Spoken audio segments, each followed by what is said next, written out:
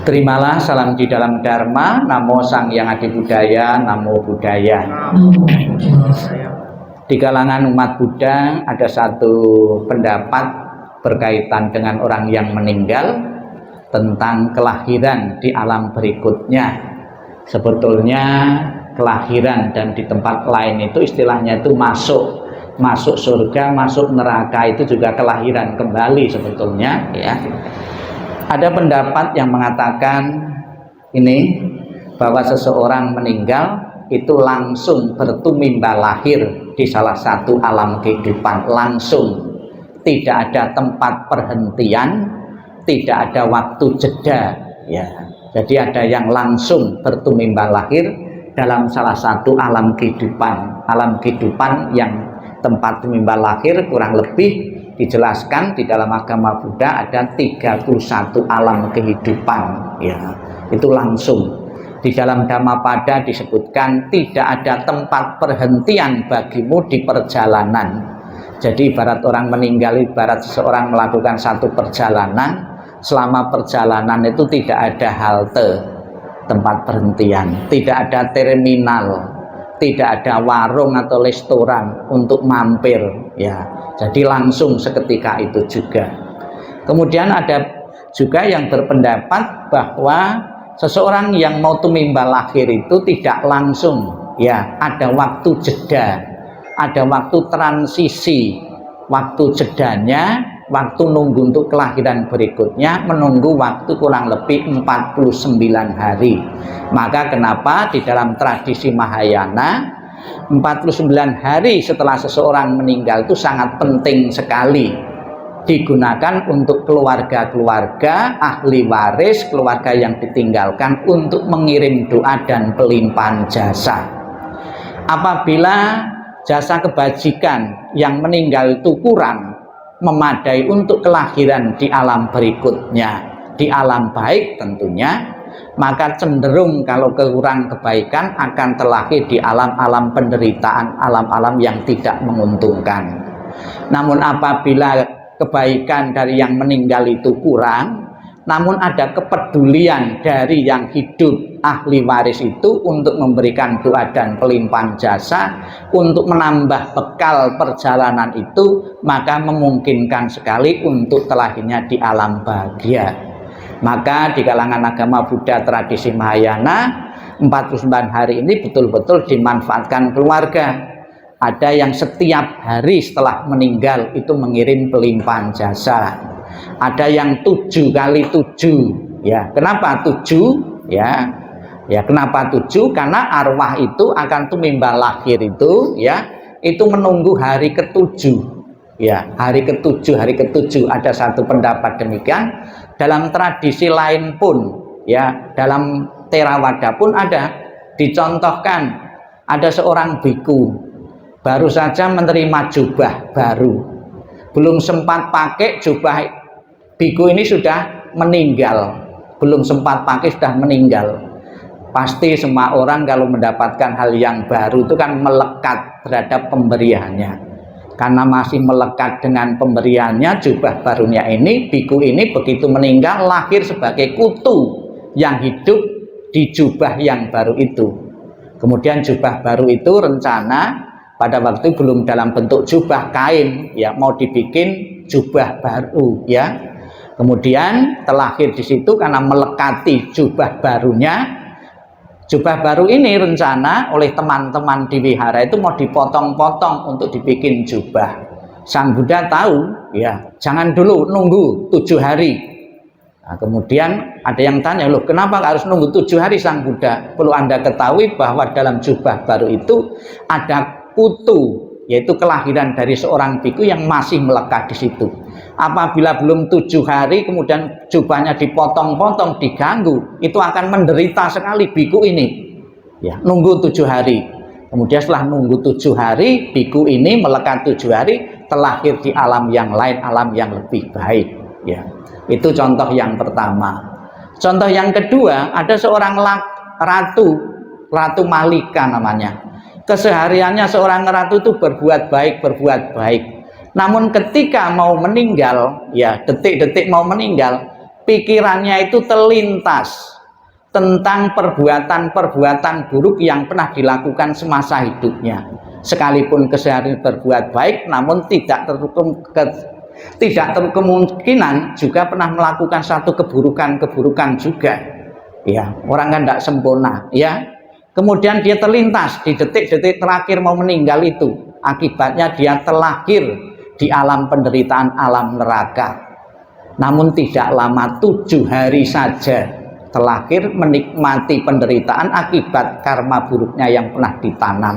Setelah 7 hari di alam neraka, dia terlahir di alam bahagia.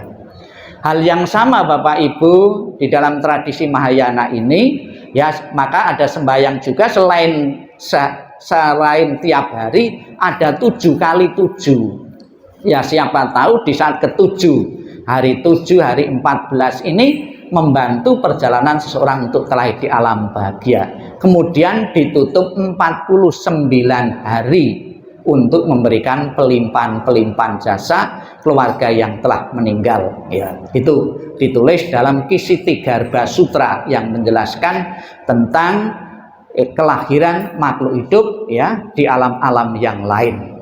Di tempat ini kita bisa melihat patung Kisittigarbha. Kenapa yang dipasang di sini Kisittigarbha? Ini juga membantu seseorang, arwah-arwah yang di alam penderitaan, dibantu, akan diangkat, akan dientaskan oleh Kisittigarbha ini. Kisittigarbha ini mempunyai tekad dan janji dan sumpah. Selama neraka itu belum kosong, saya tidak akan keluar dari neraka untuk menyelamatkan makhluk-makhluk hidup. Loh, sampai kapan? Makhluk hidup yang telah di alam neraka kan banyak.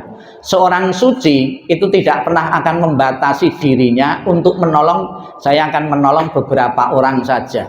Yang ditolong pasti tekadnya itu untuk semua makhluk, tidak pernah membatasi dalam menolong makhluk-makhluk hidup ini. Bapak Ibu sekalian yang saya hormati, secara pasti kita tidak tahu almarhum saat ini terlahir di alam yang mana.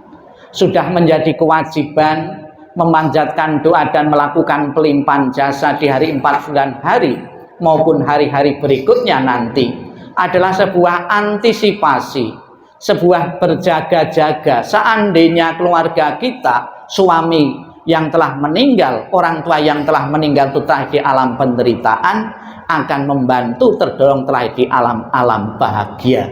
Alam bahagia itu mana? Alam surga. Ya, diceritakan seseorang yang berbuat bajik itu telah di alam bahagia, alam surga. Pernah ada satu riwayat disebutkan dalam kitab suci agama Buddha, ada seorang biku namanya Biku Moggallana. Biku Moggallana itu mempunyai kemampuan bisa pergi ke alam surga. Ya, setelah di alam surga dia melihat ada gedung yang mewah, megah, belum berpenghuni. Ya, dia penasaran gedung siapa ini. Ya, kemudian karena penasaran dia turun ke alam manusia, menemui Sang Buddha. Sang Buddha, ketika saya di alam surga, kok ketemu gedung megah, mewah, belum berpenghuni. Itu milik siapa kok belum berpenghuni ini? Kemudian Sang Buddha menjelaskan, ketahuilah Moggallana bahwa gedung yang megah dan mewah di alam surga itu milik seorang yang bernama Nandia. Nandia itu orang yang berjasa sebagai panitia pembangunan wihara. Sekalipun dia belum meninggal, kebaikannya menanam kebaikan-kebaikan untuk agama langsung tercipta di alam sana. Itu sebuah gedung yang megah dan mewah untuk dirinya. Inilah penjelasan dari kitab suci. Kitab suci diajarkan oleh para Buddha, kata-katanya bisa dipercaya, namun kita perlu keyakinan yang mendalam akan kata-kata Buddha dan para suci.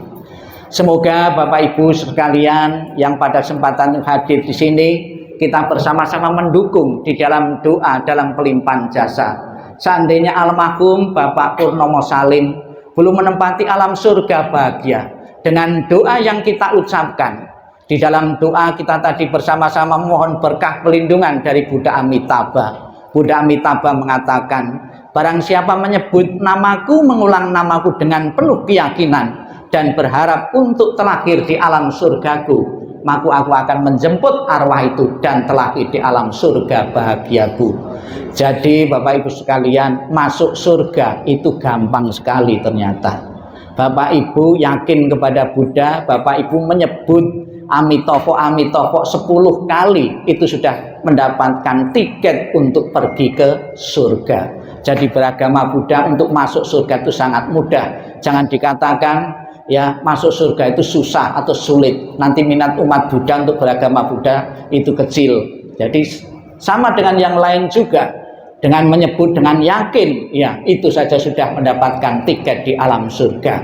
Namun menurut pandangan agama Buddha, sekalipun seseorang sudah telah di alam surga bahagia, tetap dibimbing untuk mencapai pembebasan. Dicontohkan oleh ibu sang Buddha sendiri, karena kebaikannya ya setelah melahirkan bayi Siddhartha, Dewi Mahamaya ini meninggal 7 hari berikutnya, kemudian langsung telahki di alam surga.